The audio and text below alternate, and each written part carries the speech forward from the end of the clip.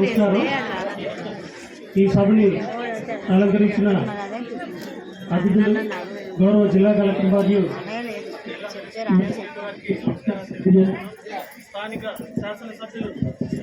స్థానిక శాసనసభ్యులు వారు ఎమ్మెల్యే గారికి ధన్యవాదాలు తెలియజేస్తూ అలాగే ఇతరులందరికీ నమస్కారం తెలియజేస్తూ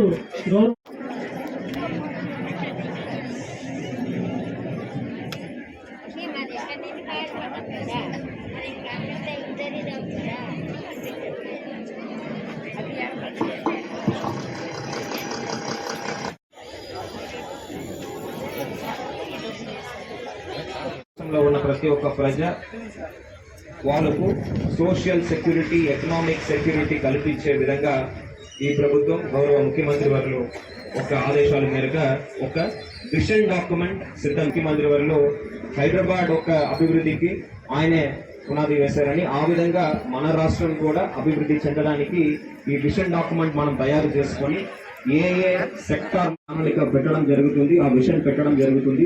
మీ యొక్క సందేశాలు కూడా మనము సేకరించడం జరుగుతుంది.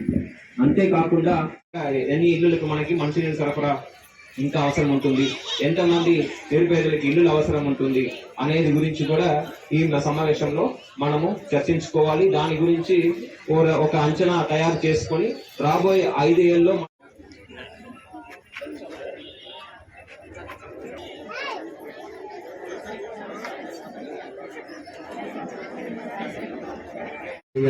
వారందరికీ కూడా ఇమీడియట్ గా ఏదో రిలీఫ్ ఇవ్వాలని చెప్పి ఆలోచన చేయడం, కలెక్టర్ గారు వెంటనే వారందరికీ కూడా అప్పుడు లబ్ధిదారులు ఎవరైతే గతంలో లబ్ధి పొందారో వారి అకౌంట్స్ అన్ని కూడా వారి డీటెయిల్గా ఇవ్వడం, వాళ్ళు వెంటనే అమౌంట్ ట్రాన్స్ఫర్ చేసేటప్పుడు అంటే 4 ఏళ్ల క్రితం జరిగిన నష్టాన్ని కూడా వెంటనే మన ప్రభుత్వం ఏర్పాటైనాక వాళ్ళకి ఆ నష్టపరిహారం ఇచ్చే క్రమంలో కూడా ఒక అడుగు ముందుకు వేయడం జరిగింది.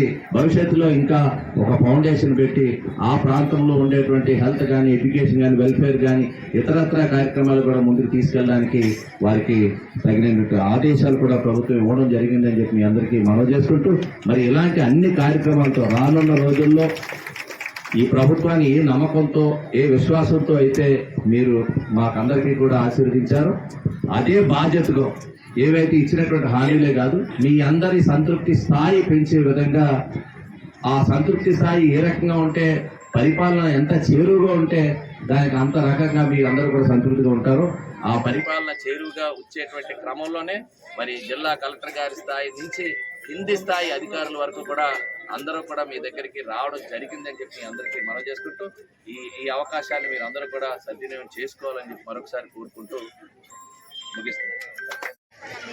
ఇక్కడ వచ్చేసినటువంటి మండల స్థాయి అదేవిధంగా జిల్లా స్థాయి అధికారులందరికీ, ప్రజలందరికీ నమస్కారాలు. ఈరోజు ఈ కార్యక్రమంలో పాల్గొనడం చాలా సంతోషం.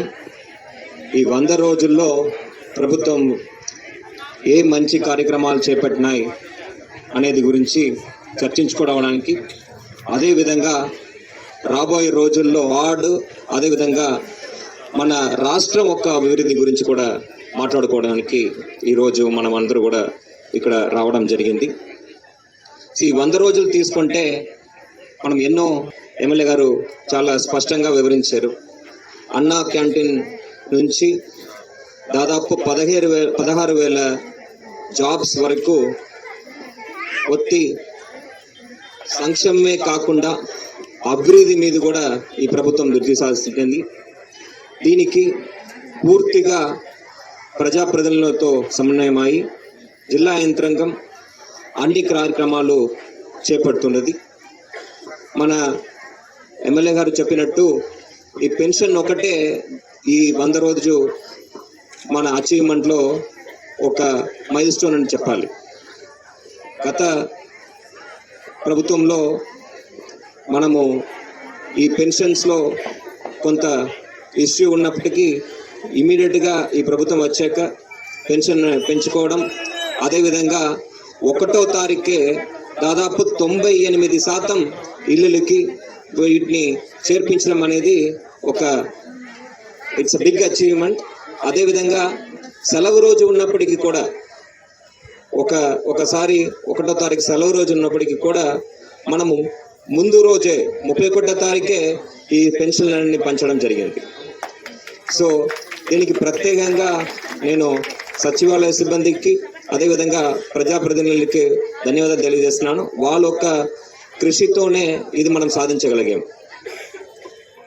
పెన్షన్స్ ఒక ఎత్తు అంటే ఈ అన్నా క్యాంటీన్స్ తప్పనిసరిగా పేద ప్రజలకి ఒక గిఫ్ట్ అనే చెప్పాలి. కేవలం 5 రూపాయలకే ఈరోజు మనము భోజనం పెట్టగలుగుతున్నామంటే అది మన గౌరవ ముఖ్యమంత్రి వాళ్ళ యొక్క కృషి వల్లే అది సాధ్యమైంది. ఈ 100 రోజుల్లో ఇది పునర్నిర్మాణం చేయడం ప్రత్యేకంగా అన్ని కార్పొరేషన్స్లో మన రాష్ట్రంలోనే మన జీబీఎంసీలోనే ఎక్కువ అన్న క్యాంటీన్స్ కూడా ఉన్నాయి. ఇక్కడ అన్నింటినీ కూడా మనం ఓపెన్ చేసుకొని పేద ప్రజలకు అండగా నిలబడడానికి మాకు కూడా ఒక అవకాశం ఈ ప్రభుత్వం కల్పించింది. సో ఈ విధంగా ఎన్నో సంక్షేమ మరియు అభివృద్ధి కార్యక్రమాలు మనము రాబోయే రోజుల్లో చేపట్టబోతున్నాము. ఉదాహరణకి మన విశాఖపట్నాన్ని ఒక ఆర్టిఫిషియల్ ఇంటెలిజెన్స్ సిటీగా, ఇక్కడ ఒక ఫినాన్షియల్ క్యాపిటల్గా మనము మార్చుకోవడానికి మనము ఎన్నో ప్రయత్నాలు చేపడుతున్నాము. తప్పనిసరిగా మన అందరూ ఒక కృషితో ఇది సాధించగలుగుతామని నేనైతే గట్టిగా నమ్ముతున్నాను. ఇప్పుడే ఎమ్మెల్యే గారు చెప్పారు, రైల్వే జోన్ కూడా మన దగ్గర రాబోతుంది. అంతేకాకుండా ఐటీ పరంగా మనము అభివృద్ధి తీసుకురాబోతున్నాము. టూరిజం పరంగా కూడా మనము ఎన్నో అభివృద్ధి కార్యక్రమాలు ప్లాన్ చేస్తున్నాము. మన ప్రాంతాన్ని పెట్రోకెమికల్ ఇన్వెస్ట్మెంట్ రీజియన్గా కూడా గుర్తించడం జరిగింది. అంతేకాకుండా విశాఖపట్నం ప్రాంతాన్ని ఒక గ్రోత్ హబ్గా కేంద్ర ప్రభుత్వం గుర్తించి ఇక్కడ పెట్టుబడులు ఎక్కువ తీసుకురావడానికి ప్రణాళిక వేసుకొని దానికి కూడా సిద్ధమవుతున్నాము. కేంద్ర ప్రభుత్వం, రాష్ట్ర ప్రభుత్వం సమన్వయమై ఒక డబుల్ ఇంజిన్ గ్రోత్గా మన ప్రాంతాన్ని అభివృద్ధి చెందడానికి అందరూ కూడా అధికారులు, ప్రజాప్రతినిధులు కూడా కృషి చేస్తున్నాము. తప్పనిసరిగా ప్రజలు దాని యొక్క ఫలితాన్ని త్వరలో చూస్తారని ఈ సందర్భంగా తెలియజేస్తున్నాను. ఉన్న ప్రతి ఒక్కరికి ఎన్టీఆర్ వైద్య సేవా కార్డు ఇవ్వాలి. సో ఆరోగ్యపరంగా, చదువు పరంగా, అదేవిధంగా ఆర్థికంగా కూడా ప్రతి ఒక్క కుటుంబం కూడా స్థిరపడే విధంగా మా ఒక పనితీరు ఉంటుంది, మాకు చర్యలు ఉంటుంది అని ఈ సందర్భంగా తెలియజేస్తూ ఈ అవకాశం ఇచ్చిన ఎమ్మెల్యే గారికి ధన్యవాదాలు తెలియజేస్తూ